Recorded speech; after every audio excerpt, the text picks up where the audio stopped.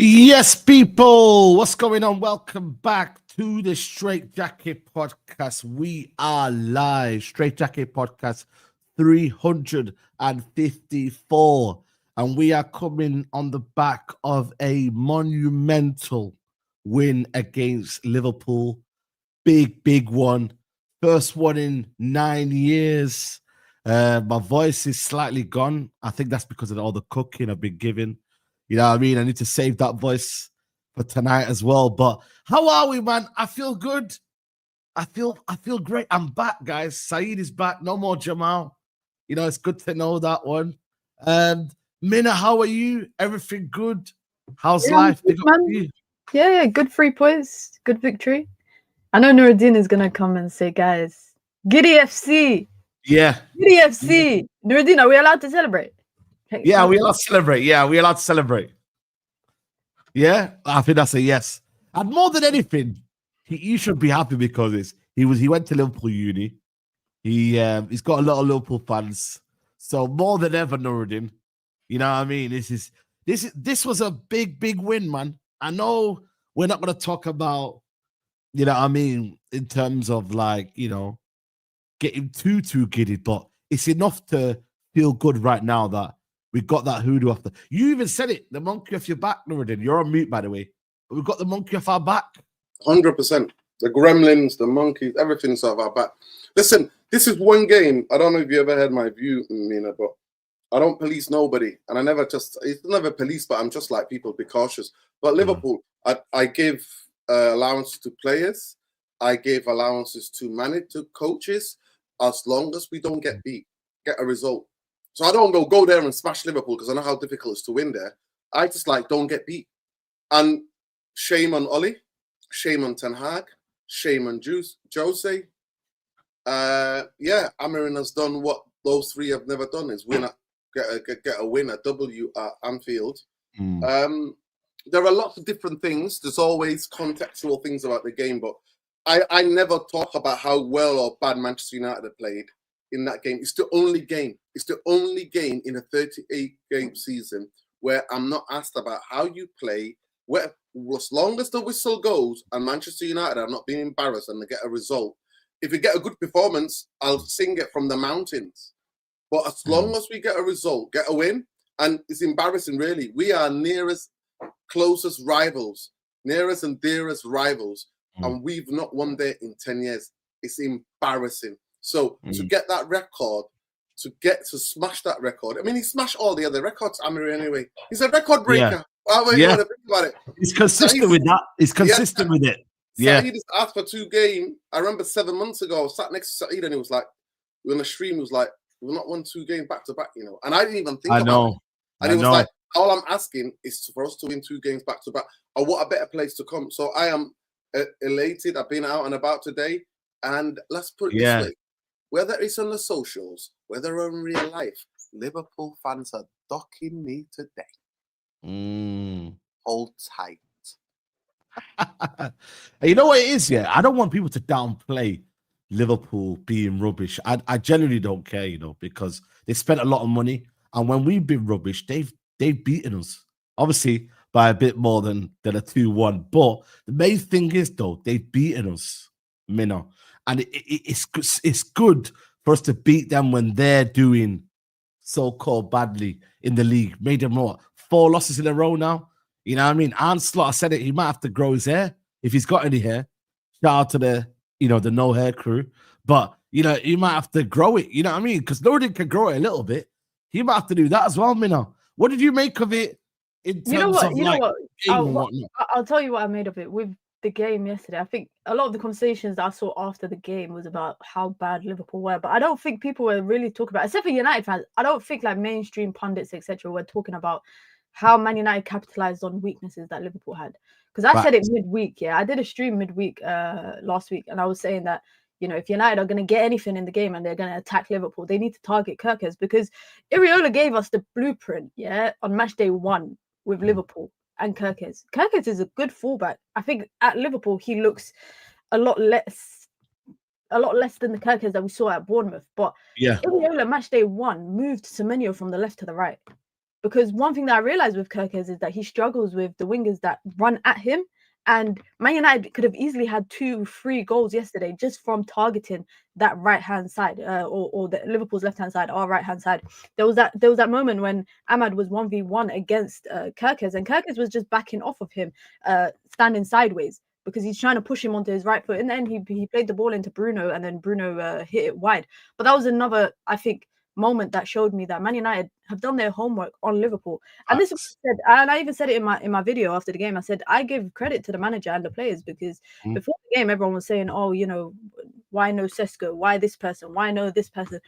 But when it's justified, number one, number two, and it's implemented and it's successful, I think we just look past the, you know, the conversations everyone was having at 4 o'clock. Everyone was saying, why no Sesko? But I questioned that at first, and then when I saw the first ball kind of go long and Harry Maguire with the header and it led to Mbeumo's goal, I said, okay, United know that Sesko is not going to beat Konate and Van Dijk, you know, so we'll go for the second balls. And that's exactly what they were doing. But we can, with Man United and Liverpool yesterday, Man United made Liverpool look average, because they capitalized on the weaknesses, in my opinion, that Liverpool had. Equally with saying that, Liverpool had Man United's weaknesses in their hand. They just didn't exploit it enough, because that midfield, was so wide open for Liverpool that they could have had, you know, whoever, Gravenberch running into acres of space, Konate driving with the ball forward. If they, in my opinion, capitalized on it enough, we would be having a different conversation, number one. Number two, Cody Gakpo is the only player, in my opinion, in Liverpool's front line that could actually walk away from the game and be like, you know what, I tried. The guy hit the post 3 times. 3 times, he missed an open header, and then he scored. Mohamed Salah and Alexander Isak did nothing, in my opinion, all game. They did nothing. And that's why I say that it's one of those games where, if, you know, if anything, if one thing changed or was done differently, it could have been a completely different result. And I think Cody Gakpo being the only player that was firing for them in their front line was a big problem for Liverpool. And that is why I said, even in the summer, you know, all these players that they brought in, Isak, Ekitike, Florian Wirtz, all of that kind of stuff. When you've got all these big marquee names and marquee players and attackers that have different qualities and attributes, and you're trying to fit them all in together with the pieces that you already have, like Salah, like Gakpo, like Szoboszlai, you're trying to find the right role for him. It's gonna cause a bit of problems, in my opinion, for Arne Slot, and you're seeing it this season. Do you guys remember last year when we played Man City in the derby and we beat them 2-1? Yeah, 2-1. Yeah. And it was a similar situation for City, where they were in this limbo period, I know. Everyone was trying to, and then they went out in the January window and spent a lot of money, and then they eventually found their footing, but they weren't of the level that you expect them. I think right now it's that teething period for Liverpool, where they're trying to figure out all these players, how they fit in, where they fit in, how we're going to play them together. And I'm not going to lie, guys, if, in my opinion, if Ekitike started ahead of Isak, I think it would have been a different you know, they cooked me. You know, they cooked me on the big six. You know me, yeah. I get it, yeah. I don't claim to be the most born knowledgeable, whatever you want to call it, yeah. Tactico, yeah. But I said Ekitike right now is better than Isak. So I'm thinking to myself, yo, give me Isak. Give me him, because he's not going to stretch us. He's going to want the ball to feet. You see, when Ekitike got the ball on the left-hand side, he went past 3-4 man. I said, please, get him away from us. My heart was starting. That's when I was like, yo, I'm starting to get itchy feet now. I'm starting to get a bit nervous. But even with Isak, yeah, and this is why I think Harry Maguire and De Ligt had a good game, because even when the problem with him is that even when he was trying to drop off, I think Manchester United had Mason Mount dropping into the middle. You know, in race defense, we were playing with a 5-4-1. They had Mason Mount dropping and Mbeumo. So he's dropping into the pockets of space in the midfield. Salah's dropping off too. Yeah. And suddenly there's nobody. Maguire, De Ligt, there's nobody there near them. So even if outside of, you know, scoring goals, I don't think I think the front line was too congested. And I think Man United did a good job in kind of congesting the middle part of the field and making everything seem so close to each other and all the players so close to each other that they weren't utilizing the wide channels enough. And this is why I said a lot, not just the front line, but I even think like the defenders let down Gakpo as well. Because again, Gakpo 1v1 against Ahmad. Kirkes is sitting off. He's sitting off them. He's sitting off them. He's not even overlapping. And this is why you know why I generally think Liverpool did that. Like a lot of it was going through Gakpo because I think they were targeting the deliveries into the box to Dalot, back post at Dalot. Because in my head, I'm thinking the 1 or 2 times that the ball went through Connor Bradley, they were getting the better of that side. So I'm glad Liverpool never persisted with that because it would have been a different conversation. But like I said, I think Manchester United executed the game plan very, very well. The first 45 minutes for me was near enough to 45 minutes of perfection, in my opinion. Bar that one chance that Gakpo had that hit the post. And again, that for me shows the deficiencies in Man United's team, which we all know is in the midfield. I think the game plan was clear, it was executed, and it should have been 2 and it should have been 3. And that's why I hate about this club, because every time we sit here and say it should have been X amount of goals, we need to start burying our chances. I know. We don't seem to be like capitalize on them kind of moments when we are on top. I think that is the key thing that Amorim has still not embedded in his team, is to be a ruthless team. You know what I mean? Like for me, Bruno, I'm sorry, 9 times out of 10, Bruno's burying that. You know what I mean? But now for some reason, I don't know, man, when was his last kind of brilliant goal? Like in terms of like from that kind of edge of the box kind of, normally he's burying them ones, man. But, and then obviously the Mason Mount one, I think for me is a bit difficult. Then there was one where there was Kirkus made a mistake, but then to be fair, that was good keeping. But all in all, I think Dilip made very, very good senses that this game, 1 game a week now, finally paid off because they said we target their fullbacks. And that was a clear plan from Ruben Amorim to target their fullbacks, to be strong in our wing-back areas. I felt for me, there was a shift in formation. I think we went 2 up top, out of possession. I don't know if you've seen it. You just said there, Minna. Mason Mount went back into midfield. Bruno and Cunha pressed from the front. So I think that was working because on the transition, we were dangerous. We were isolating them in transitional moments. And I thought for me, that was good from us. And one other thing I was going to say, sorry to cut you, just on targeting, like, and again, that's why I'm praising the game plan, because I think Man United spotted a weakness with Kirkus and Van Dijk. And Van Dijk was quite, I think, erratic in moments to step out. Held him out. Yeah, he was quite erratic to step out. And the reason why I think this worked for Man United, and I did a whole video breaking it down, I think it worked because Mbeumo and Cunha were not target men. They weren't the target 9s that maybe Van Dijk and Konate preferred to come up against, because they're dropping off of the back line and they're giving them a lot of space. Van Dijk is running in Van Dijk caused that first goal. That goal Mbeumo scored, Van Dijk caused it because he got sucked out into the space that Mbeumo's gone into, and then he's telling his centre back, sweep, cover me. And one thing that I realized is that Kirkus, when he's defending with, especially when he's playing with Van Dijk, Van Dijk has to cover him a lot. So it's like it's like a domino effect. One is covering the other is covering the other, and eventually you're gonna cause mistakes and errors. And I just think if teams are smart and they come up against Liverpool, they might just have to keep targeting that side. I can't lie. There might be something to get at every game. Yeah, 100%. Tactically, Nordin, you've been on about Amorim. You know what I mean? We're too easy to play against. I did think our midfield didn't really serve a purpose sometimes, even though I thought Bruno first half was good in terms of playing the ball out from the back. I thought he did well, getting the ball out wide quicker. But in terms of, the tactics for you, did you like the game plan from us on yesterday?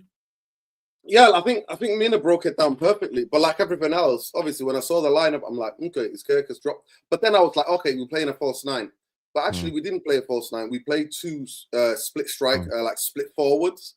And what we did, Mina, just to go on what Mina was talking about, what we did was we basically turned Van Dijk into a left back. Because the thing about it, Kirkus kid goes up. And obviously, we also played on the insecurity. Where have Liverpool been conceding goals lately? Where were they struggled from the first game of the season? This kid to embed. I think Slot has done it totally wrong. I think you keep with Robinson, and then you get the confidence of then you introduce this kid game by game to get you to the system. But throwing him in, he absolutely looks like a Manchester United player. a guy who's just being thrown to the wolves. The deep end, yeah, that's what he'd being thrown to the wolves and to the deep end. But tactically, the first half, I thought, the first half we had them. The first half, I thought, when we needed to play, we played. When we needed to get hold of it and actually put string passes together, and Ahmad, we were dominant on that right-hand side. In Burmo, and Ahmad had them on toast. And the other thing, what many people not noticing, Gakpo actually, they do what Ollie used to do, and what Ten Hag sometimes used to do with Rashford, with Salah to cheat, and Gakpo cheat, because a lot of times Ahmad was isolated one-on-one with the Hungarian kid. Like I said, talk about hungry, man. Ahmad was eating yesterday on that right-hand side. You know what I mean? He was eating. He was eating. Mbeumo was eating. And because Gakpo and that weren't working back, because they always want to be on a transition where they can cheat. And actually, that chance they made, Gakpo's run showed it, that Ahmad had to be aware, lose that ball, and within 2 passes, he's hit the post. I thought we took their strongest strength and made it a weakness. And that is a coach that read the game. The thing about it is that certain coaches or certain managers, they will read a game, but the game sometimes can go totally the other way. But are you prepared to change it? And I actually believe yesterday, in terms of the in-game management, I thought Amorim turned Slot into Amorim, just panicking. I just want to count how many players were on the pitch, how many attacking players they had on the football pitch. They had Jones and Wirtz in midfield. They had Gakpo, they had Ekitike, they had Salah, they had Isaac on the football pitch. Frimpong on the football pitch. That is too many, Saeed. Because who's going to pass them the ball? How they're going to play with each other? It's exactly the same thing that Amorim did when we were getting beat against Grimsby and against Brentford. Just throwing people on for throwing them. Of course. Will come about. I'm not going to lie to you. I did this lastminute.com. You know how it is. Lastminute.com, watch along in Rusholm. Yeah. And I was absolutely spitting kittens when he took off Ahmad. Because I knew that he had a yellow card, though. I understood that one. You don't want to risk it, though. You don't want to risk it, though. Saeed, I understand. A hostile place. Yeah. But Ahmad is not stupid like Casemiro. 2 people are not the same. 2 people are not the same. Ahmad is intelligent enough. And by the way, you know me, Saeed. When United are getting smashed and getting beat regularly, I don't come out blaming referees. You know that I don't come out blaming. But that wasn't a yellow card, though. But that was the biggest disgrace of a yellow card. Yeah, he won the ball, and I didn't Gakpo jumping out the way. You know, when sometimes you go play football, when somebody slides in, what do you do? So that if they get the ball, what do you do? There's enough time for you to ride the challenge, to jump up. I know. And then he gives him a yellow, and I'm like, what are you doing? Yeah, it's because the fans were on top of the referee. They were on his case. You could see it, man. They were not happy. I think the ref was doing well enough to control the game. I know. He was letting things play on. Yeah, because Liverpool will like to make the thing about the goal and go, oh, that was head injury. What about when Maguire got smashed and we were on a transition? He played on as well. Maguire was on the ground. I know. You know what I mean? With the head, and then he played on. So, yeah. But that, to me, I knew as soon as that started went, I knew what he was going to do. This effing Portuguese passport, I'm sick of it. I'm fucking sick of it. I'm sick of it to death of it. Switching Diego Dalot that side, and I'm like, he's the worst. Ahmad is so much a better defender than him. I'm telling you, Ahmad has got more defensive instincts than him. It's because Mazraoui wasn't fit, man. If Mazraoui was fit, he would have been off. Saeed, I don't know. Honestly, I genuinely don't know. I genuinely don't know. I think this Portuguese passport is strong. I'm telling you, it can never be. It allows you everywhere. You don't have to queue. He's a VIP. He's got a VIP passport. But let me just say this. I was fuming. I was spitting kittens because one thing, when you get on the back foot, I knew then Ahmad, because people are not going to just watch the game again. Watch Ahmad's rhythm in terms of the picking up the positions. When you're playing in that wing back, it's the hardest thing to do is to make judgments. When do I need to drop and help? And you know what? In the first 5 minutes or 10 minutes, you saw that De Ligt was getting a bit exposed because Ahmad was just going up with staying with Gurkas. Is it Gurkas? What's his name? The kid, I don't know. Gurkas. Yeah. Ahmad was staying with Gurkas, so he was leaving him Gakpo and De Ligt 1-on-1, and that's dangerous because we know that De Ligt, that's not his strongest point. His strongest point is not getting dragged that wide. But when they communicated it better, De Ligt just said to Ahmad, listen, you won't worry about Yerkes. He's not here. And like Mina explained, he was actually sat back. He was just holding his position. Why? Because when you're unconfident, you've been making mistakes. You are the one that's causing the disruptions. We played on Liverpool's insecurity side, and that is a very clever thing to do. Yeah, it is. The blueprint was there from Palace. Yeah. The blueprint there was from Palace, Galatasaray, and who else beat them? Somebody else beat them. Everyone's been beating them. Chelsea. But even the games that they won, that they won, you can see it this season. I mean, they've been lucky. I called it last season. I said the Premier League is a disgrace for Liverpool winning. I said to Saeed last season, I was saying they're not even that great. I kept saying Liverpool are not even that great. I genuinely do think they were the best of a bad bunch last season. I just think Salah last-minute winners what kept them, and now Salah was on smoke. Yeah, Salah was on smoke. Salah now looks like a man who's in the. I swear to God, you know when you hear the tumbleweed, you know when you see the desert, you know what? Somewhere in the barren desert in Somaliland, yeah, or Somalia, yeah. You know the bare desert. You know when not just a bit of tumbleweed like the old cowboy films. You know, just walking around, you just see the show. Nobody's around. That's what it looked like. It looked like that. I swear to God, at times I looked at him and went, who's this impersonating Salah? The drop is crazy. Me and I don't know if you all gonna, but me and Saeed, I definitely witnessed Rooney. Rooney, the drop when. Did this guy just say, I don't know? I know. I don't know how old you were, man. Listen, I don't assume anymore. You know what? I don't assume. Now, wait, Rooney fell off at like 2015. He fell off. Yeah, 2015, 2014. No, Saeed, I'm not gonna lie to you. I was seeing it at 2012, 2011 because the Rooney that. Well, no, it can't be 2011 because he. 2011, 2012, Saeed, he scored like 36 goals, didn't he? Saeed, I'm talking about his whole right game, and that's his worst season he's felt himself because he had to be a striker. But I'm talking about the physical specimen of the prime. Oh, okay, yeah. Fair enough. Now, Salah, zero physicality, getting strapped up the ball. You know how hard it used to be to shake Salah off the ball? Salah used to keep the ball with 3 or 4 players around him and use his sense of gravity. So that I could see the decline coming before he came with Rooney because we knew what he was doing. If you know, you know. But this is for me, this is not a decline, though. I'm sorry. We're not having this decline. It's not. He's literally been the best player in the world last year, and now he's in very bad form. Like not in the world. I think it's in limbo. I think it's just in limbo. I think I don't know what it is because in hindsight, I think they're probably thinking, why did we spend that much in the window? Yeah, on that many different type of players, you know, Facts. 2 strikers. 100%. Florian Wirtz again. No one's talking about the fact that, and I questioned it when he came to Liverpool. I liked him at Bayer Leverkusen, but now I have no choice not to. I mean, they have to hold that. They have to hold it because we got Brian, by the way. Our players, Anthony, Sancho, all of our players were getting cussed from the off. That Tim Sherwood was saying Pogba's a flop after like 10 games. No, but I'm saying that people are not talking about it enough. That's my point. Florian Wirtz being dropped for a big fixture at Anfield like this, and the manager preferred to go with Soboslai. Of course, you know, it's probably preference to the in-game tactics. But I just feel like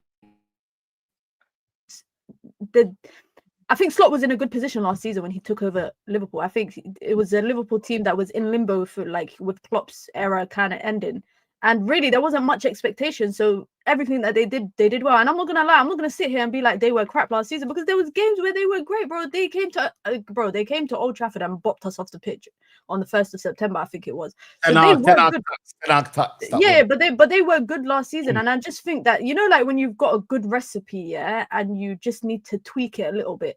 I think now they just mixed everything in at once, and it's just effed up the recipe that they had because they brought, like yesterday, who Mamadashvili, Kirkes, and Isaac. Yeah, that's the 3 players that was starting that they brought in the summer.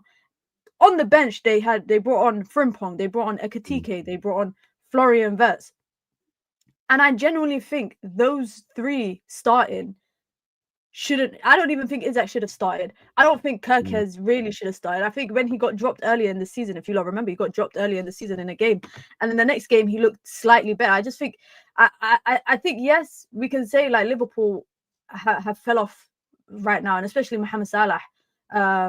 But in hindsight, again, this is a question to you lot. If they knew they were going to get Isak and they knew they were going to get Ekitike, they knew that they would have got Frimpong, right? Yeah. And they were planning to go and spend this much money in the window and bring in all these resurgence in attack. Because let's be honest, I think Frimpong did more. He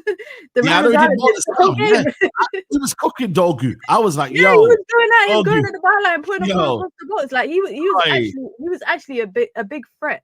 And I just think, why did they want Salah to stay that badly then? Because because it's one of them. Let him leave on his own accord and like in the right way, right? But I'm just thinking now, like you can't even adapt your team for your new signings without having to drop someone in that front line. Someone has to get dropped, and they're in a position now where it's like, okay, Gakpo, Salah, who we dropping? Do we drop the one who might be here for a longer period of time? Should we drop, one of the best players that Liverpool have had in the last decade? Also, like, there's a lot of kind of questions there, and I also think, did you see Klopp's interview on Diary of a CEO? Yeah, big up to him, by the way. And he talked about Slot, and he said that Slot didn't. He said Slot was already basically handed the keys last season that he had to win the league, and that he doesn't understand why they spent so much money in this window. Yeah, big up. I don't know who's the guy that owns the podcast, by the way. Yeah, Stephen Bartlett's a United fan, by the way, and he dropped that this morning after they lost.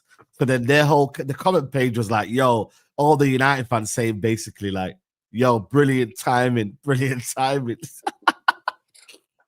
was like, "Yo, that man can hold that." Mina, it's the guy that used to be behind Full-Time Devils back in the day. Is it? I didn't know that. You know. Yeah. That was Stephen Bartlett. Yeah. Can I see another Hugh advert on my YouTube? Yeah, I'm gonna lose the plot. Listen, I just want to come in. Zaid, I just want to come in. Right. I genuinely, and I've been reading Liverpool because, like I said to you, I got a lot of friends who are diehard Liverpool fans, and family who are Liverpool fans.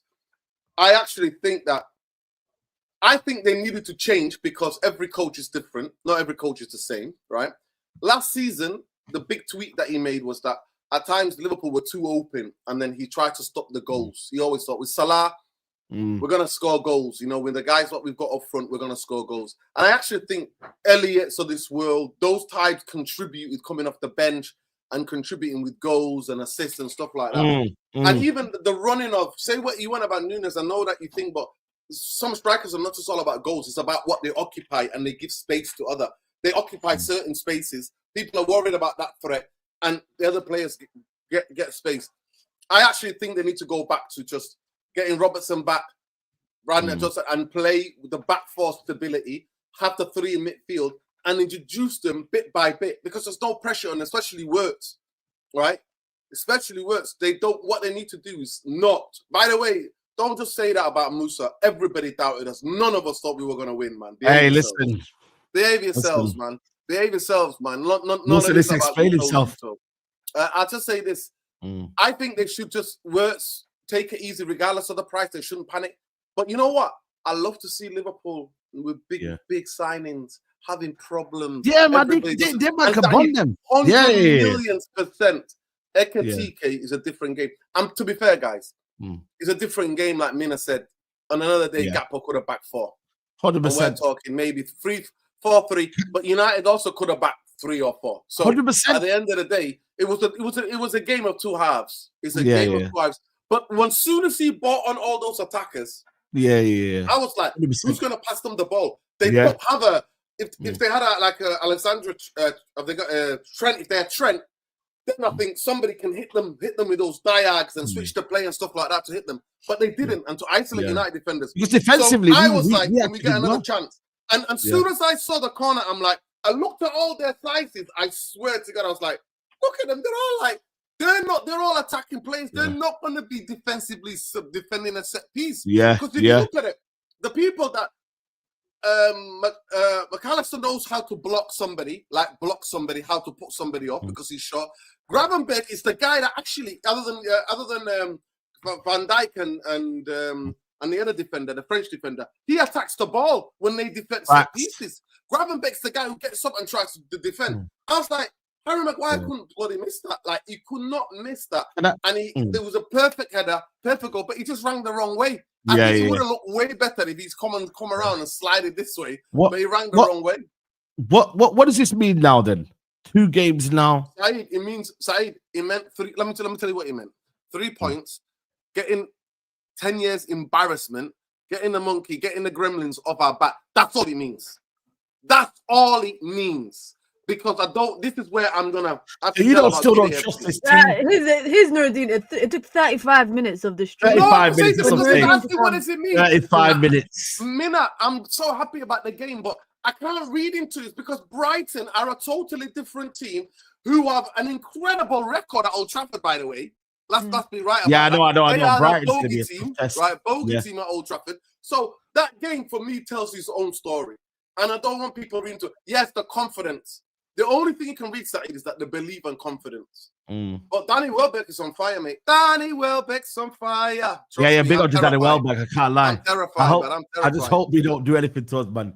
But my thing is, because obviously the title of the video is this a turning point for Ruben Amorim? The thing is, right, I still think it's crazy. Someone said it before, like, how many wins is it now in the last however games under Ruben Amorim? It's still mad when you think about it. But this season, Minna, 4 wins. Is it 4 wins now? 3 losses and 1 draw. Yeah, 8 games, right? Yeah. We've played Arsenal. We've played Fulham. We've played Chelsea. We played Man City. We played Liverpool. We played Burnley. We played, How do you look at it now? Is it one of them where what ifs, what that? Because I don't really like to do what ifs because I feel like we got beat convincingly by Brentford. I feel like we should have got maybe something against Arsenal. Man City, we got beat convincingly. It's one of them ones. The Grimsby game makes it look worse as well than it is as well. How do you sum it up now? Like in this kind of period, you got our back-to-back games now. How do you judge like being confident rather than being cautiously optimistic? The only way that I can judge it is how United take this victory onto the Brighton game. Because the most important thing is that, it's like you're building the foundation. There's no point on putting up 2 bricks and then kicking it all down, and then again you're trying to build more bricks up, and then you're kicking it down again. The most of I said is this has to be for me the change of the tide for Manchester United and Ruben Amorim.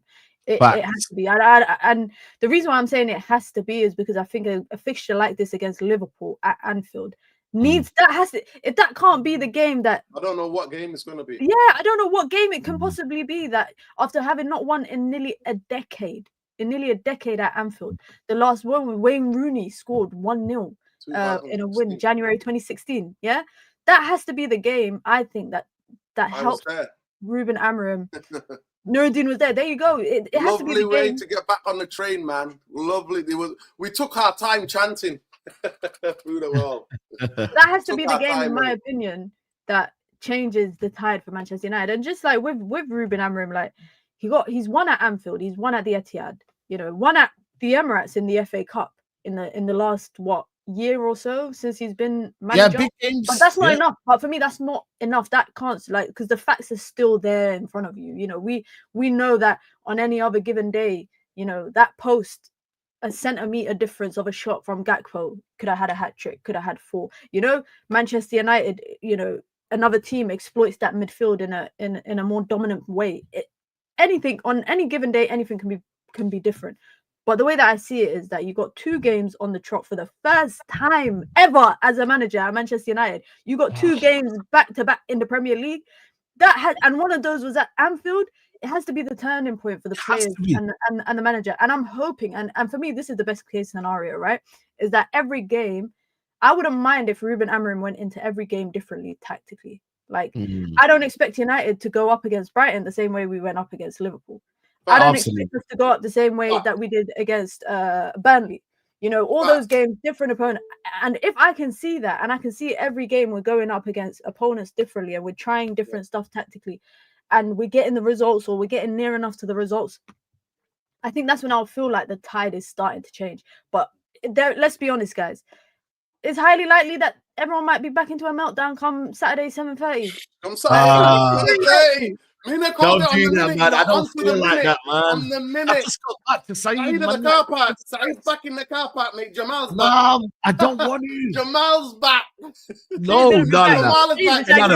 No, we're not doing this. Jamal can't come back here unless we lose like Grimsby. I have to have that Grimsby moment. Jamal, what's so funny? Yeah, see, I went, bro, when you tweeted yesterday saying I'm back, I clicked on your profile and I saw you hadn't tweeted.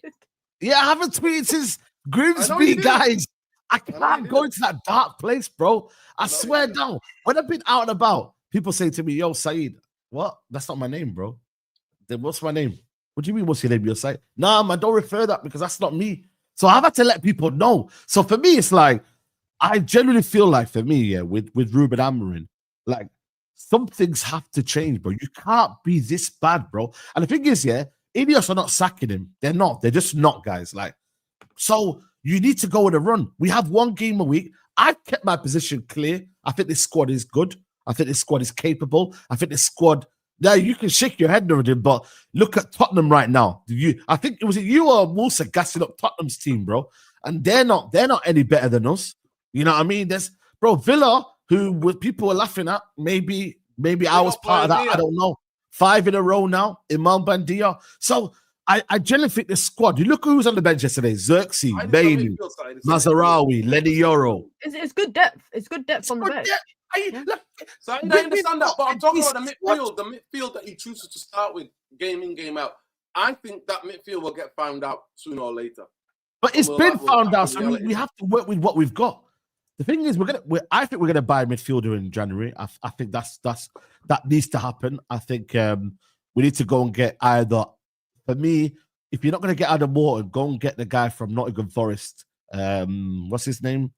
Elliot Anderson. Elliot, yeah. You're gonna have to get a midfielder. You know what I'm saying? It's a priority. You have to go and spend money in January because you didn't buy it in the summer. Go and spend it in January, and then let this team push on, because right now we're gonna lose Mbumo and we're gonna lose Ahmad and Mazarawi. They're 3 big losses for me, especially Mbumo and Ahmad Diallo. Like they're 2 big losses. So you have to counteract that by having some stability in midfield. You have to, you know. So with Ruben Amorim, though, the problem is though he was looking a bit like, like I'm not saying arrogant, but what's the word I'm looking for? Bullish? Is it like, when you're just like, hey? Because let's be honest, everyone. It's been hindsight, to be fair. It's been that's what I'm saying. United to win. No one did. So I think he has every right. Like if United had done like a 1-0 smash and grab, park the bus, yeah, I would be like, oh, the manager he needs to shut up. But in all honesty, he had his tactical game. He had his cards in his hand, and he approached it, I think, near enough to perfection in my opinion. I think the only thing that I think with Bruno Fernandes, he nearly gave up an opportunity, I think, about 6 times in the space of like 10 minutes, and then turns it around and pulls out a wonder of assist. And that is just Bruno Fernandes. That's Bruno. Like, you're screaming at him one minute, and then I can't have that. And then next minute, a worldie of an assist. But I'm saying that again in hindsight, if I know a lot of people wanted Bruno to come off before that point, so had he come off, he should have. If he had come off, we might be having a different kind of conversation right now. We might have been a 1-1 draw, and we would have been happy with that 1-1 draw. But this is the problem. Somebody else could put that ball in. How about that in football? Sometimes somebody else takes. I'm not gonna lie to you, Nuruddin. Creative.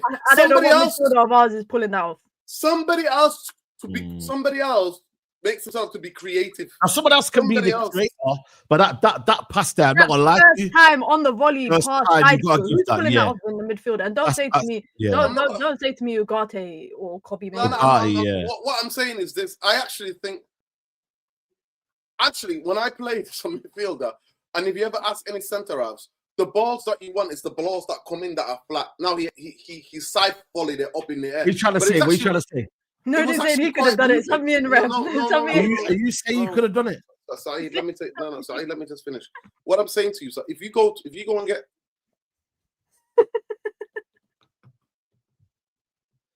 Please, okay. The way people jump at me, right? Let me explain. Okay. What I'm saying to you is that I'm trying to explain to you about the different types of crosses, actually. That we don't see players actually doing that. Some of it can call it up and under volley, right? Actually, as a defense, Liverpool defenders had enough time. About crosses is about the amount of time that you can react and get yourself set to be able to see the ball, to see the trajectory of the ball. And actually, if you watch the goal again, the ball is looping in the air. Maguire gets up and wins it, but it was really bad defending from Liverpool.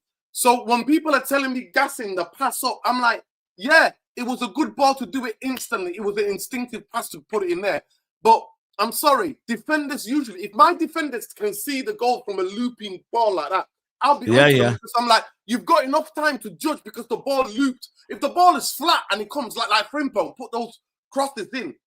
They're the most dangerous ones because if you touch them, it can be an own goal. You don't know what to do. You're not set, so it's hard to react. But that's another thing. But Bruno, for me, should have come up way earlier because he was a fucking liability. So was Diego Dalot. If you want to be honest, if you want to have the honest question, 2 players were liability. Dogu came on and looked like a liability as well. And then Brian Mbeumo gassed out, Saeed. He gassed out about 60. No, because he was running too much. Yeah, but he was gassed out, but he should have took him off as well. That's what you need to do. You need to. I mean, the only mistake here, I think for me, the only mistake he made. We needed to hold the ball, Saeed. No. That's what I'm going to come to. That's what I'm going to come to. The only mistake for me, Amorim made in the subs was he brought on Ugarte before Mainu. And I felt for me, in that period there, it wasn't a case of we needed energy in midfield. We needed a bit of control. No, we needed to take on Maguire. When it was something, Casemiro. Yeah, no, that's what I'm saying to you. He brought on Casemiro for Ugarte. That's what I mean. He brought on Casemiro for Ugarte. He should have made Casemiro for Mainu. But that was the only sub that I think for me didn't make sense. Other than that, for me, and Ahmad, I swear to God, but Ahmad was subbed. It was a yellow. It was a yellow. It was a yellow. It was a yellow. No, I'm not. If he got red card, you'd be complaining. Should took him off. No, I'm not. I swear to God. No, you would have, man. Ahmad's intelligent. Ahmad is cooking. It's not about intelligence. It's a high-profile game. Ahmad's got the guy on smoke. Ahmad is the only way out. Ahmad was the. So would you rather have only way out or 10 men? No. Listen. I know Ahmad's not stupid. I know that he's an intelligent footballer. I know him. That's what you've got Casemiro dumbness, stupidness in your head, and that's the PTSD. You talk about me having PTSD. You've got Casemiro PTSD. Casemiro is no, but I'm not saying Casemiro. He does the most stupid things. No, I'm telling you about how you're scared, Saeed. There are many. It's not about being scared. It's about being proactive. No, let me finish. There are so many players in big games all around this globe, wherever the big games are, where players take a yellow, defenders take a yellow, and you know what they do? Coaches, teammates trust them because they have never done that. Saeed, that's not happened. No, but what did Michael Oliver do last year? What did Michael Oliver do last year? No, what did Michael Oliver do last year? Listen, there are Saeed. Let me finish. There are certain players. No, let me. I'm not stopping explaining. There are certain players in your team that you know that they can never be trusted because as soon as they get a yellow card, they're thick. They do the most stupid things, right? Diego Dalot is one of them. Casemiro is one of them because they start money. Ahmad, the type of game that he was having yesterday, it was controlled, it was measured, and he had an injustice of a yellow card. Injustice. I agree, but that doesn't make that's not the question. Let me finish. It's injustice. Let me finish. In that period of the game, you took away our outlet and the biggest threat to the game from deep because he was finding himself in positions where Liverpool are 6 half and a dozen on the other. He was finding himself in the rhythm and in positions, giving us an outlet. I think you're wrong, man. If we would have lost that game, if given a draw, I would have been coming for Amorim's blood. That's my 2 Yeah, but I can say the same thing about you would have came for Amorim. All my Indian and Sikh people, man. Happy Diwali, love. Yeah, happy Diwali. Yeah. I think someone put a super chat here before. Big up everyone is celebrating Diwali as well. But what I will say though is, this is where you're wrong, Nuruddin. Michael Oliver sent off Dallo last season. Wrong, I just have a different opinion. No, it's not about your opinion is wrong. I can still say your opinion is wrong. What are you doing there? We're not deep in that. Nuruddin said that the Bruno pass wasn't. It was an okay pass, but because Liverpool didn't deal with it properly. Yeah. And they didn't defend properly. Mina, have you ever coached? I'm not just saying that. Yeah, bro, I got level 1 and 2 FA qualifications, man. I've got the same 16 and 17. Yeah, and I've got the same. Do you know what it is? the ball, loop ball, when centre halves. It's all about the time. My point is that it's good balls. Good ball. I don't care about the defenders. I don't care about the defenders. I don't care about time. You got more time. No, you have more time. I don't care about the time. I don't care about time. I'm talking about the delivery. Football is about time. It's I don't care about time. I'm talking about the delivery. You're talking to me about time. I'm talking to you about the delivery. The more you've got time to move, the more you've got your foot. But in a high pressure moment. In your context, you're talking about the time it took for the looping ball to come down to the defense, and they went. They have to get in position. But I'm talking about the delivery. I'm talking about first time pass. Yeah, accuracy as well. And that delivery came out to him in a weird way. That deflection. Saeed and Mina, we're not going to sit here and say that Bruno has tried those things and it's gone to Rosette as well. How many times have we said that? But then I'm going to praise him when he pulls it off. Yeah, but that's what I'm saying to you. So I'm not making it out. Gary Neville and these people, that was a world-class ball. I'm like, nah. It was a very good ball. I don't think that's a world-class ball. I disagree. I totally disagree. No, it's a very good ball. Instinctive loop. The ball if Oyedele did it, would you be? Yeah, exactly. If Oyedele did it, if Oyedele or someone else did it, if Oyedele did it, you'd be saying it's a mad pass. Nah, I wouldn't. Saeed, you know what I call world-class? What Frimpong was doing. Those balls are the hardest balls to defend. Oh my days! So you're praising Frimpong, but don't give Bruno the credit. Saeed, did you see the balls that Frimpong put in? I don't think but the thing is, did I watch a different game? No, we're not doing this. We're not doing this. We're not doing this. Frimpong put the ball. You're not gonna. No, hold on a minute. You know me. I don't rate Bruno, yeah, but I'm gonna give him the credit there.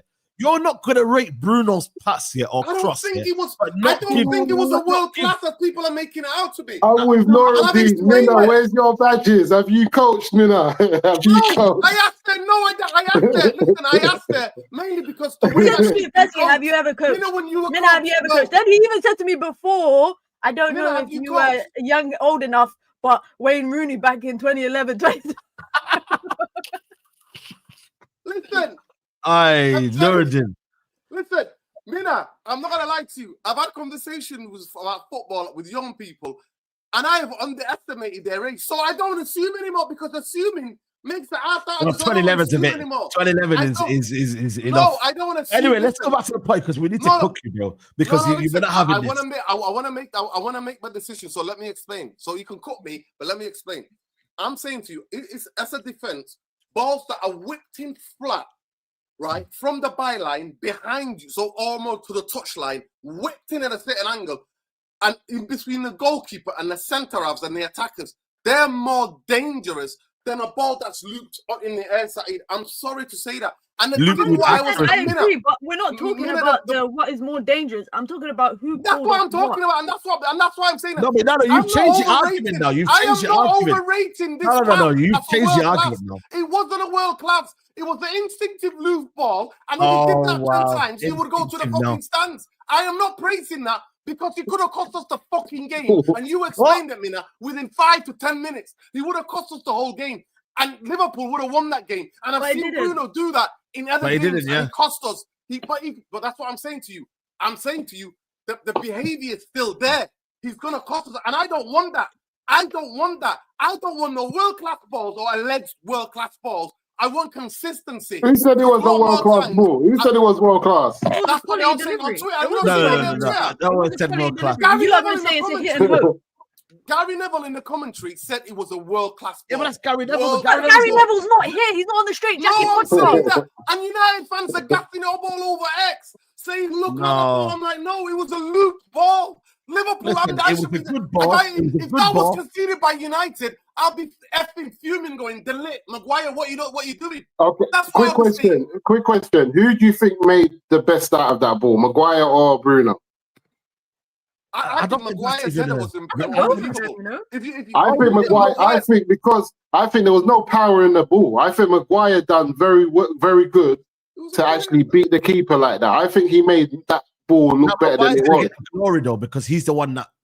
No, but he made that ball look better than it is. If Maguire misses that or doesn't, if Maguire misses that chance, or he doesn't make the keeper work, no one's going mad saying that he should have scored.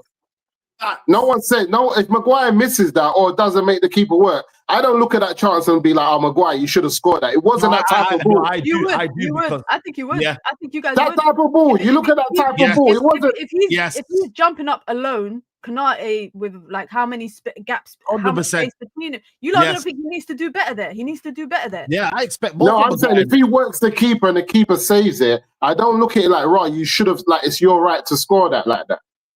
You know, there's certain headers where you're like, you can't miss. That's a goal.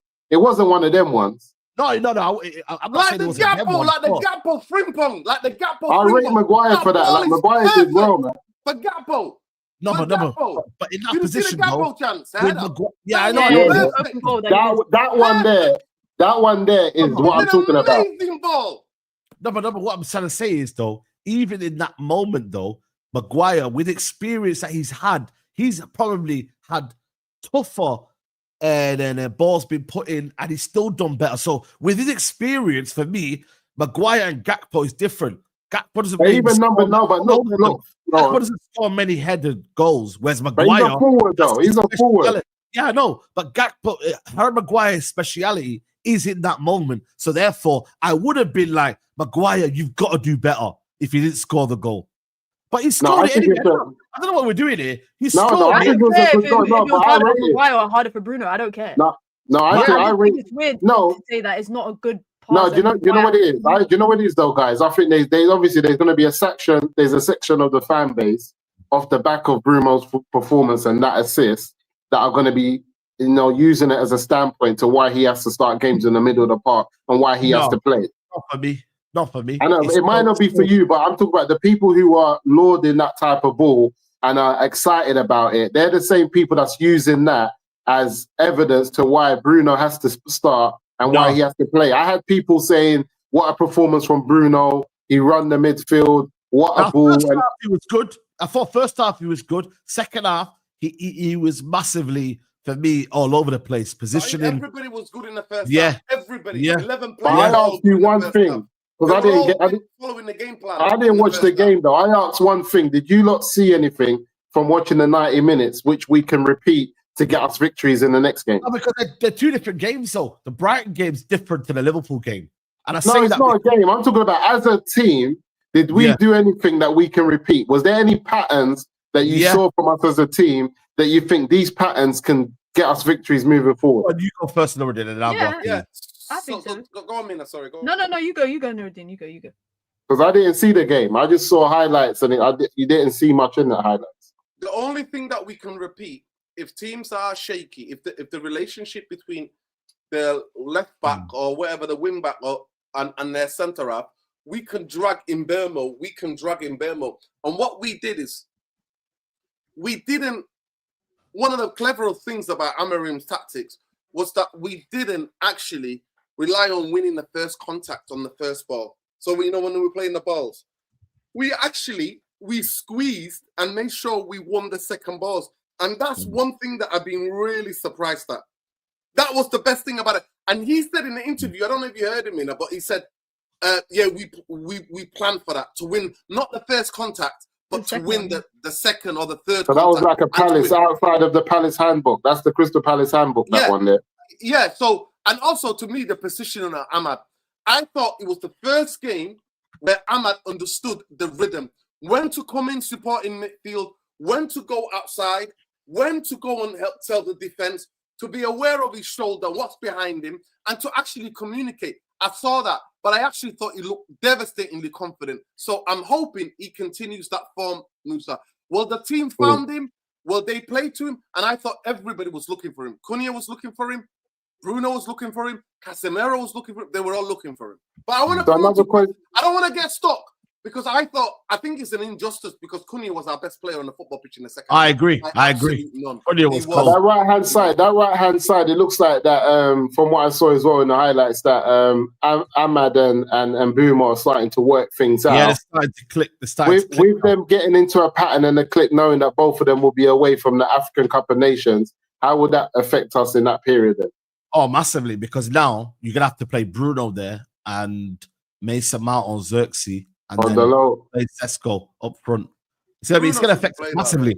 You know, the dynamic's going to change, but then Cunha can play there as well on the left, and then you play Bruno and then Sesko. So it's one of them ones where they, from what I saw with Gakpo, they attacked us on the other flank. Yes, Gallo, yeah. So that flank still needs a lot of work. So that flank is Cunha and Gakpo attacked us on their left, on our right. Yeah. So how do we sort out that side of us? What's the combination there? Because it's Dorgu and someone else. Yeah, Mina, you were gonna. The reason why I think Liverpool did that, I think they used their left hand side to attack United, but they're actually attacking United's right hand side. Because when Gakpo, Kirkes, McAllister even was putting deliveries into the box, they're targeting deep balls into the box. And who's at the far post, who falls asleep all the time? Diogo Dalot. And when he switched and Dorgu came on, what were they doing? They brought on Frimpong, and now they're targeting balls that are deep to the back post. And who's on the other side now? Dalot is. So I don't know if that could be a blueprint for opponents if they come up against Manchester United during the AFCON time. Whichever side Dalot's on, just attack from the other side and put deliveries in to the back post, because he won't really be paying attention. I think for every ball that comes to the back post, he's dealing with one in every 7. So that's statistically, by the way, that's poor. But can I just say, guys, Musa should not be allowed to talk about the game. Musa shouldn't be allowed to talk about the game because he never watched it. He's unqualified. And also, unqualified. No, hold on. Listen, I was at the Caribbean and African Awards yesterday. I was flexing at the award show yesterday. Mr. Prince, what's his name? Prince Salad picked up an award. Dee's Kitchen picked up an award. Man, they were shining yesterday. So you're on red carpet. That's why you're on the red carpet. At no time. This was in Central London. Also, you cooked me. You said to me. I said to you, remember on the Mandem tour. I said, "Yo, I'd rather play Isak than Ekatike." I told you, and it was, and I was, you know what I mean? Like, I'm with you, but Isak still he had shots on goal. No, he was offside. He was offside. No, he wasn't offside. No. Because the ball went out. The rebound was offside. Sorry, the rebound was offside. The ball went out of play when the man saved it. But that's what I'm saying. And our goalkeeper was doing David De Gea type of saves with his feet. Bro, can I just say this? Listen, can I just say this? There's a reason why I'm not coming. I told you so, but I am not.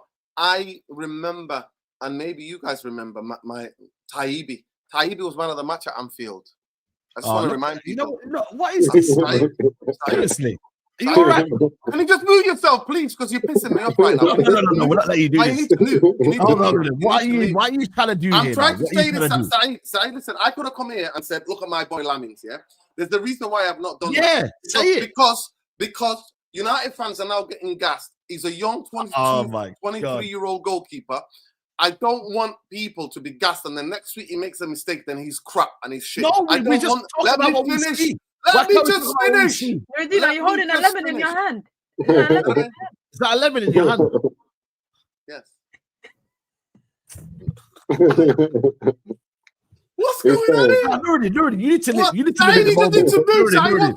You need to live in the moment. You need to live in the moment. You need to live in the moment. Enjoy the moment. Forget about Saturday.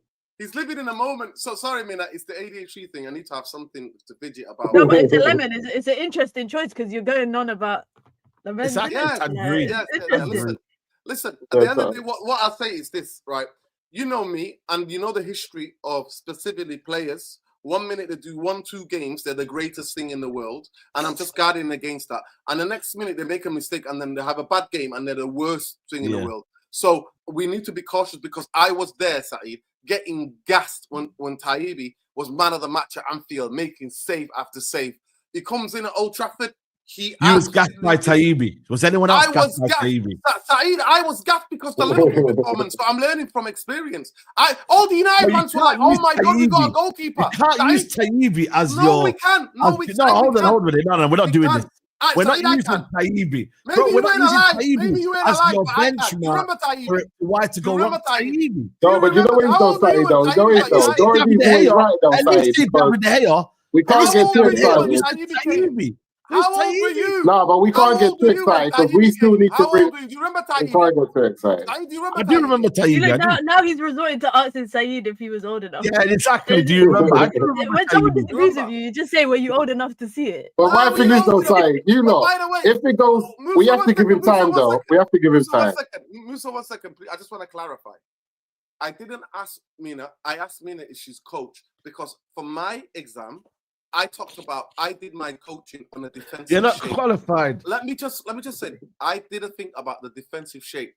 And Mina, in my coaching session to get my 2, was that I emphasized defenders. I emphasized the shape of the crosses that come in, the time they have to move their feet, and that's what I coached. So I coached about looping balls, having a different set for you to be able to move and time it to crosses that are whipped in flat, and that is what I coached. And that's the reason why I asked. By the way, before you all come at me, I know Mina played football, and I know Mina. I've seen photos of Mina coaching people. I've seen things on the social, so I've seen that. I know that you alluded to that you coach. So that's the question why I asked. And about the age thing, I'm no longer assuming because I start talking about United in the 94, and some kids are like, well, I wasn't even born then. Like, what are we talking about? You know what I mean? Like, some of them are like 26, 29. They weren't even born when I talk about Parker and Irwin and stuff like that and talk about Cantona.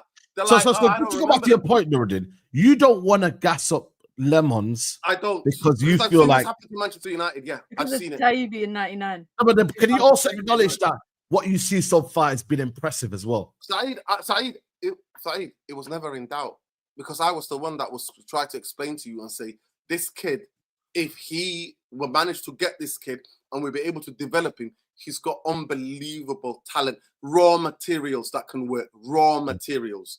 That I've been saying that I come on your show and you were like, who's that goalkeeper you're talking about? Lamins. And big up to Jarvis because Jarvis did the when we were linked. And then I went and did the you know how much I've been stressing about goalkeepers in the past couple of years. You know that the guy that I really wanted was the guy at Porto. I never wanted Unana. And I've been looking around to see what other goalkeeper can we go and get. So I don't want to gas him up too much because he's going to make a mistake. He's never played to this level of intensity.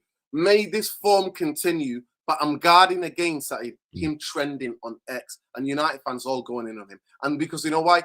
22-year-olds, like other 22-year-olds, use X, use Insta, and they're all in the socials. And they can see. And the research that somebody's writing a book about, by the way, is about modern football and how much the criticism, the public square on social media, how much anxiety and stress that puts on under. Back in the day, fans will be outside shouting at the player, whatever. Maybe the newspaper might have got radio phoning, but that was it. Now, it's 24-hour social media. So it's not just the English or British Reds, it's the Australian Reds. It's the American Reds. It's all the different Africa. They're getting it from all over the world, and all the videos are trending. I've seen Van Dijk, Saeed, because of that goal that Casado. I've seen the African Twitter remix him so badly that he's in these Afro beats, and they got him dancing with a pom-pom, like a pom-pom. They somehow integrated some pom-pom, and he's shaking his behind. That's how bad it is. And people, that's trending in African Twitter. So I don't want to gas up too much. I just want to say good start. But I'll gas him up. I'll gas him up then. You don't gas him up. Saeed will gas him and then throw him in the bin. Saeed gasses him and then throws him in the bin. I'll gas him up. You stay there. And then later on, I don't want to hear no, I told you so. And then you know what I'll say? No, I won't say that. I won't say that. No, I won't say that. I'll just say, listen, I'll just gas him up. But I don't want you later on saying, I told you so. We don't want that as well. Because I remember when Saeed was picking up Euro, and then that kid, and then that was it the guy from Brighton that terrorized him or Leicester? Bro, by the way, it's a misconception. By the way, no, I go back to that. 1 minute. When that guy terrorized him, you know Saeed's the flip flop. We know that. Yeah. Everyone knows that. Saeed started screaming, "Sub him, get him off, protect him." Why? Because I'm trying to protect him, bro. He was getting cooked, bro. What do you mean? Like, but why don't Amorim trust him in the big games? What's going on? I don't know what's going on. He prefers Maguire and Shaw. You don't trust him in the big games. I'm not dropping Dillit. He's our best defender. So Shaw's going to play on that side. Please, can you remind me what the flip-flops are called in Somali? That's in it. That's Yeah, Saeed but should be that's sponsored by that. I swear to God, that's sponsorship. Because no, I'm not. I It's not just that ass. It's not just that ass. It has to be Abu that ass. Listen, no, you know what? I'd rather have a I'll tell you what I am, yeah. I'll tell you what I am. I need to clear my name. Let me clear my name, yeah. I am someone, yeah, in the moment says my opinion, and after new evidence gives you another opinion based on what I've seen. There are other people who sit on the fence, yeah, and then later on say, I told you so. Watch out for them people. I swear down, bro. There are two people in life. I am. Hold on a minute. I'll own up. No, hold on a minute. I will own up, yeah, to what I've said, but I will say it in the moment because that's who I am. I say things in the moment, maybe in the heat of the moment, maybe not. But I say what I think, and when I see new evidence, I will base it on that new evidence. But there are other people who sit on the fence, and when it's popular to do so, they come out and they start saying what they want to say. Don't talk to us about other people, yeah. Talk to us about the four that's here right now. Yeah, that's what I'm talking about. So you're talking about one of us. My opinion's there. I told you. It's actually man. I didn't go back on it. I'm talking about this guy here as well. Remember what I told you. Remember what I said though. I said to you, Saeed, I said our best scenario this season is that Amorim scams his way to the top 5 and then we sack him at the end. I don't want to go for another manager. The thing is though, that logic doesn't work though, Nordin. Like, we're not going to do that. If we didn't sack him now, while we're in the worst position we are in, the idiots are not going to sack him after getting 5th. He's achieved their objectives. But if we do it through unsustainable football, something that you can't build on, you have to sack the manager. You have to say thank you very much for getting us here, like you did with Van Gaal, and then say we're going to go in a different direction. They're never going to do that. They're not going to do that. Musa, I'm telling you now, he won't do that. Mina and Musa, please back me up. He's pointing that allegation at me. One thing you can never say about me, you could say I'm wrong, I'm over the top, I crash out, all the accusation, I'm too loud. You can accuse me of all those things. One thing you will never say about me, Saeed, is that I sit on the fence. You know, in my world, there's no fences. I go left, right, center behind me. I crash out everywhere. That's Tyrone and Leon. Maybe Tyrone and Leon. You accuse Leon on being on the fence. And listen, I actually respect the fact that you don't sit on the fence. I don't. People who don't sit on the fence, who are willing to risk whatever, ridicule whatever. But I'm telling you, you need to go and get sponsored by those Brazilian sandals. What were they called? I need to remember what they were called. You can get the ones that are like sponsored by like Apple and Twitter and that in the Somali shops. There you go. I need to bring some. I need to bring some. What are those? These are the cold ones. They're very cozy. These are for the winter. Listen, they're for the winter. That's premium, Dad. For the winter. It's a guy, premium edition. This is official. Abu Dhakas is in the building. By the way, yeah, the sandals. Abu Dhakas is official. That's the last boss sandals. That's the last boss. That's the final boss. They're not normal. Saeed's the final boss. There's no more bosses after that. I'm telling you. Yo, man, get them pumps. You remember the pumps in school and that? You know? Those are the worst looking home dads that I've ever seen in my life. Slim souls, you know. It's comfy. They're just comfy. You need to get these ones, man. You need to invest in these ones.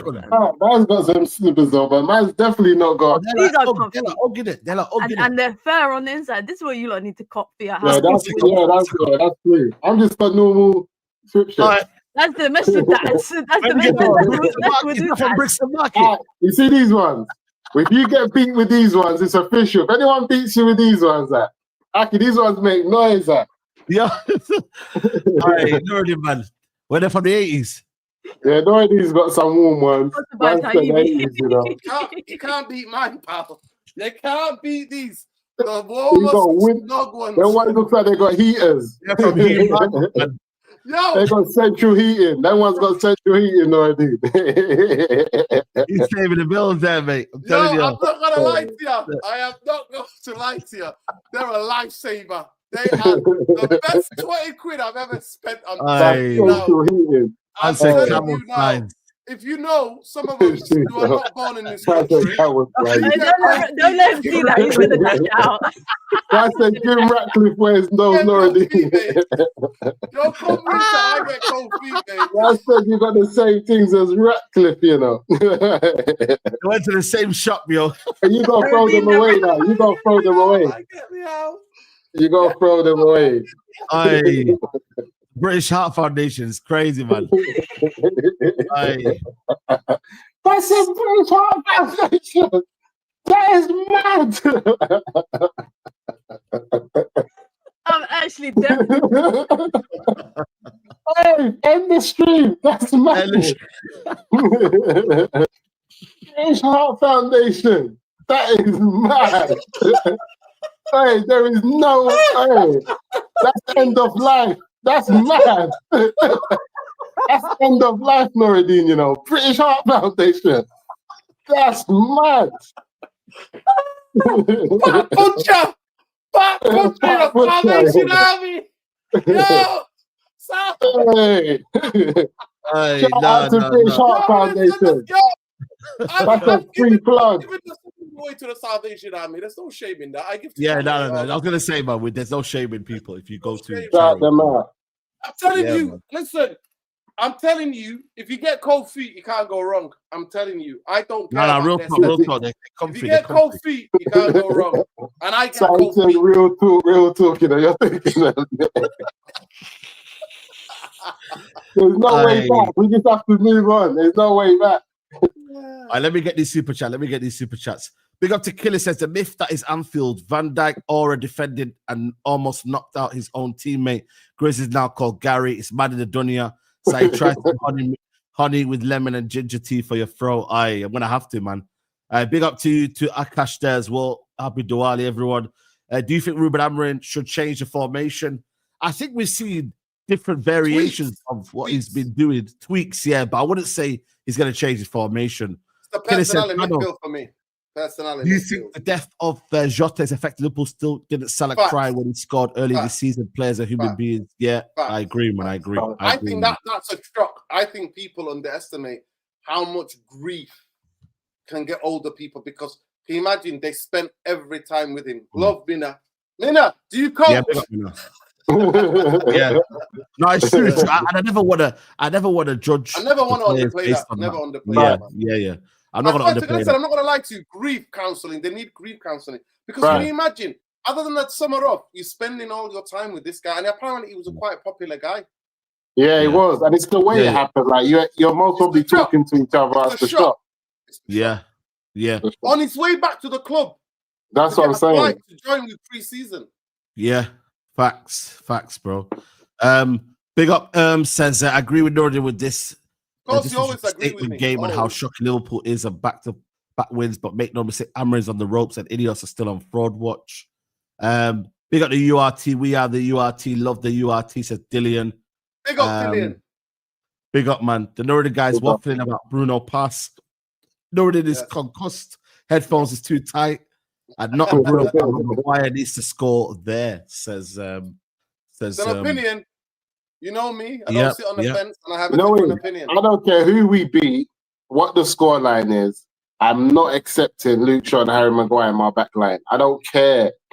I don't care. Like I don't want no one to go like that uncomfortable conversation. Yeah, I'm not accepting it. Same way with Sesko has to play for me. I want to see Sesko play. I don't want to see him on the bench. I can't lie. I don't want to see Sesko on the bench, man. We bought a striker.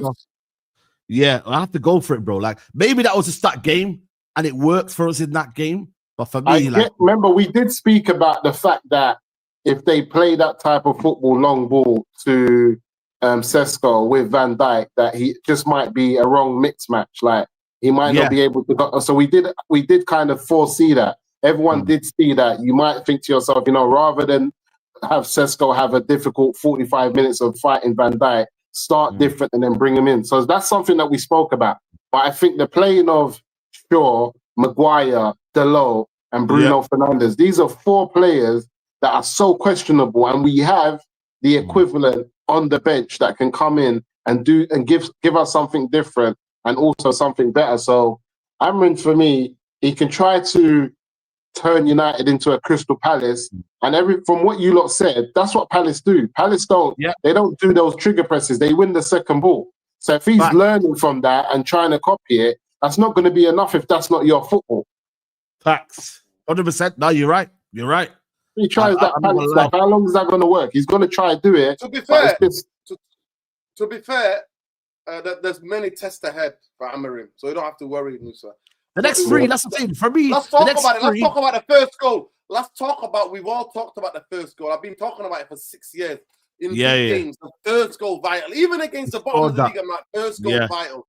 And what a time to get it. And what a pass for Ahmad. Can we talk about Ahmad? Because I heard Ahmad was like man of the match. Unless he was our best player. Him and Cunha were man of the match. Yeah, I heard if he didn't get sent off, like he would have been easily man of the match the way he was playing. I heard if he didn't get taken off. So that's nice to hear. It's nice to hear.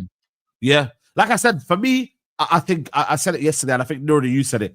Brighton's more, I would say, tell us where we are than the Liverpool game. So that's why it's going to be a big test. But for me, this is what we need. I feel like the thing is, we don't need easy games, man. We need to go into these games thinking, yo, we're going to beat Brighton, we're going to beat Forest, and we're going to beat Tottenham. Because if you do that, you could be right up there. And I said it, Musa, I said it to you. I said, for me, I believe United can get top 5.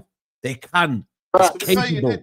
To be fair, because I feel like the squad, I think there's more quality than we as fans let out. We don't trust ourselves with this squad. No, but Saeed, the players can get it. We don't trust the players and we don't trust the coach to execute enough of the game plan to win the games that needed to win to get us up to top 4, top 5. Like if this team finishes top 5, I'm not like, it's shocking. It's not shocking. But the problem is, it's not shocking. It's not shocking. But the problem is, it's only 8 games, by the way. It's only 8 games. So I know it is. We're just going based on the quality of player that we have and what the manager's doing with it. The problem is, they've got problems in their team, bro. Like, they can't win at home. Their squad isn't deep enough. Like, if they lose 1 or 2 players, they're finished, bro. So and they're in Champions League. Yeah, and they got Champions League as well. We have to capitalize on that. Yeah, they've got a game midweek here. They play their games are tough, by the way. Before we play them, they played Chelsea, Champions League, Man United. We have to take advantage of that. Right, we have to. They played 3 big games in 1 week. Can we take advantage of that? That's what I'm saying. You have the faith in the players and the coach and I don't know. And Bruno, Casemiro midfield. I don't. And their attack, it stinks. Apart from Kudus, they ain't got that many good players, bro. Right. So I'm just basing on what I see. If obviously we get beat, then we get beat. But I'm not going to just gas it up and say Tottenham are amazing. No, they're not amazing.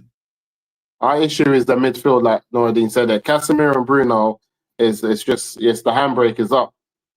Yeah, that's it, bro. And that might be our Achilles heel, the midfield, because then Paulinho and them, man, whoever, or even Forest with a new manager bounce, that's kind of messed us up as well a little bit. Sean Dyche's gonna want to get one over, and obviously, you know what I mean.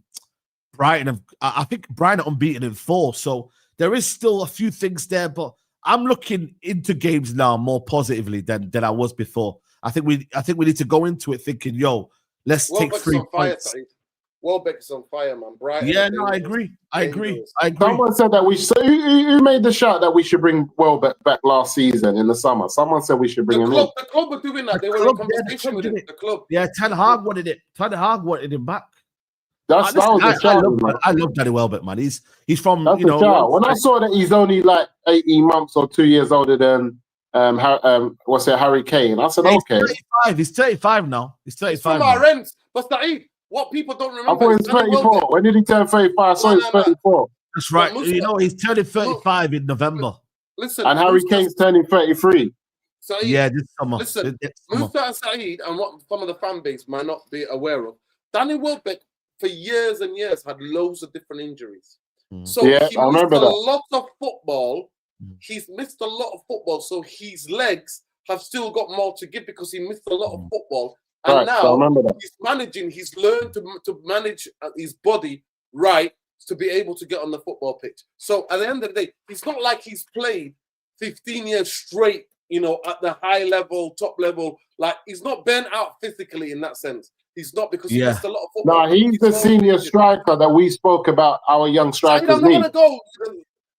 Listen, Musa, I'm not going to go end the stream without talking about Cunha. Without the shit. Cunha, man. Jogador. All I can say is Jogador. at a time where United was struggling and they needed to give the ball to somebody. And this is, remember when I used to go berserk on here and crash out? Yeah. When I used to talk about hot potato at effing head, Bruno, and no sense, Rashford. When Manchester United needed to manage, and no sense, Garnacho, where United need to keep hold of the ball after we're winning, and they would just try to dribble, and then you know what they'll do? They'll lose it, and we're back under pressure again. Facts. What some of the things he was doing yesterday, honestly, it was Cantona-esque. When United were under serious pressure, putting his body, like there's a bit in the corner side when he does that mad skill. He's nowhere favourites to get that ball. I know. Drops on the floor, gets back up quickly, surrounded by two players. Then gets. You see the difference between him and Garnacho, by the way. You see him. Garnacho 100%. Couldn't do that against Chelsea. Never. And then Cunha did it and then won the ball. That is the difference. Saeed, the difference is like universe to another universe. Yeah, like, I know. The times, even in the last one before the whistle went, before Kobe kicked it out, the ball comes, we're under pressure, central area. He stays calm. He doesn't just whack it. He stays calm and he says, I believe in my ability to get the free kick. You know what he does? Puts his body in front. Puts his body in front of the guy runs into him, boom, free kick, game over. But he's not the only one that can do that. That's why I say play the footballers and they'll find their way. Kobe's been doing that. That's what Kobe does. You can't just come and take the ball off Kobe. You see Kobe in a tight space and he's getting himself out of there. Musa, imagine we had all of them on the football pitch. But look, let me name the players that do that. Kobe, Zertsky. Where are they? You can't just take the ball off Zertsky. He does the same thing in that corner. Yeah. He finds a way out. Good. And this is the difference. Yesterday, after 60-something minutes, I would have took him Burma off and brought Cunha on, Zertsky on, to keep the ball, to play with Cunha. Get more fouls, get us up the pitch, get them turning, get the crowd frustrated. Saeed.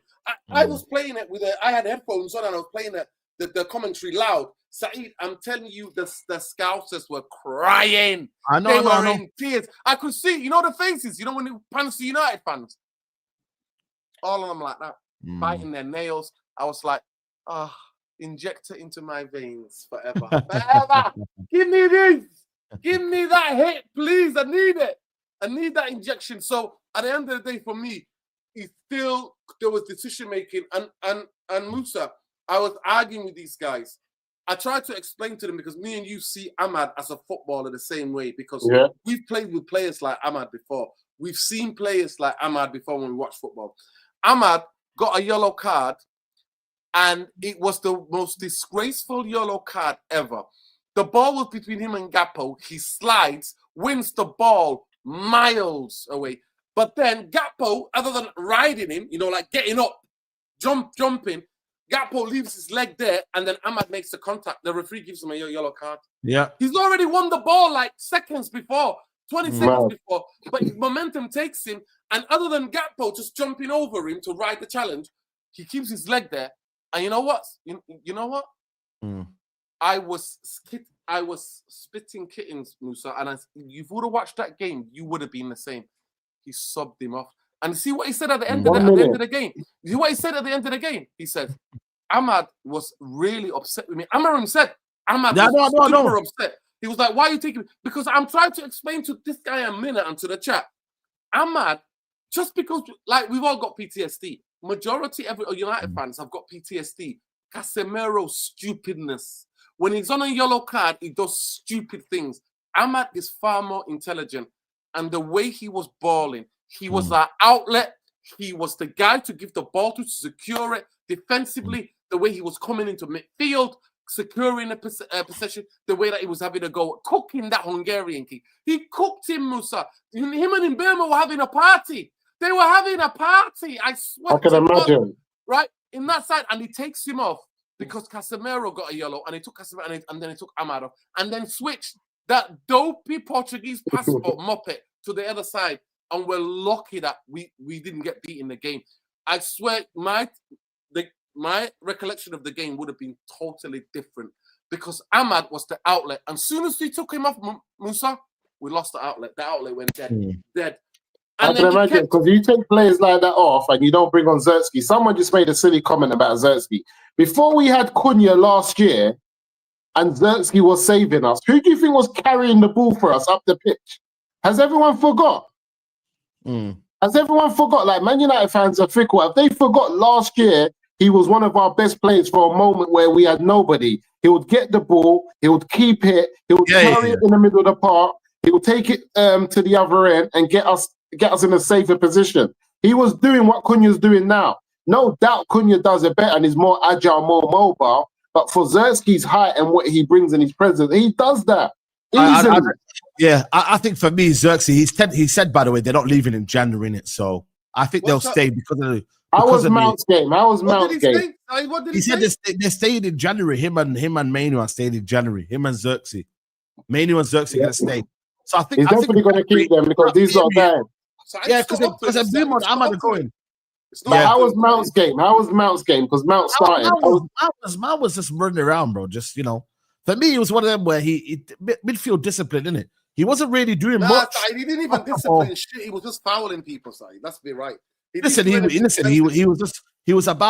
running around. Musa, you want the truth? He was non-existent, and he should have scored. He had this opportunity fall to him. It was a bit difficult finish, man. He should have took a touch and then kicked it, man. No, it's instinctive. I don't think it was one of them ones where. I'm sure. You see, last year when we had the 2-2, didn't Zertsky and Kobe play? Yeah, they came on. Zertsky came on. Zertsky set up Maguire. People blaming Zertsky, saying the ball was bad. They're like, no, he wasn't. Maguire just had a bad finish. Yeah. But listen, redemption. Let's see, man. Let's see, guys, man. Move on to the game on Brighton game. Like I said, man, we're gonna see how this goes. But like I said, tougher test to come. But you know what, man? Good to be finally winning games back to back. Now can we go 3 in a row? Let's see, man. It's all on the players and the manager. Let's see. It's not down to us. It's kind of almost one pressure's gone. Now another pressure of let's keep going. Let's see. Nottingham Forest, to be right, they're gonna get their new manager bounced somewhere different other than us, aren't they? Because he's got the job, hasn't he, by the way? Yeah. He's got the job. Mancini, Mancini interviewed for that job. Yeah. Mancini interviewed. Champions League tomorrow, side. Champions League, Yeah. Champions League and then I'm gonna be live at around 10, so to chat to you, break down. Yeah. Musa, I'll send you the link at 10. Come on. Watch the game. Saeed, have anybody got a link to send to Musa? Musa, you need to watch the game. You need to watch it, man. You need to watch it. I'm gonna try it. If there's a link, send me the link. Okay, cool. People, peace and guidance. Make sure you follow Nuruddin's channel. Saeed, make sure you just say to Gris, how you doing, my old child? Yeah.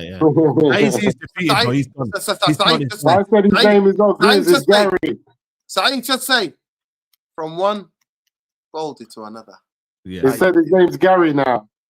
Gary now. It's called Gary Khan. Gary, you all right? You all right, Gaffer? You all right, Gaffer? You all right? People, Musa Reacts, United Real Therapy. Smash a like on the video on your way out. Subscribe if you're new. And we'll see you lot soon. Take care. Peace.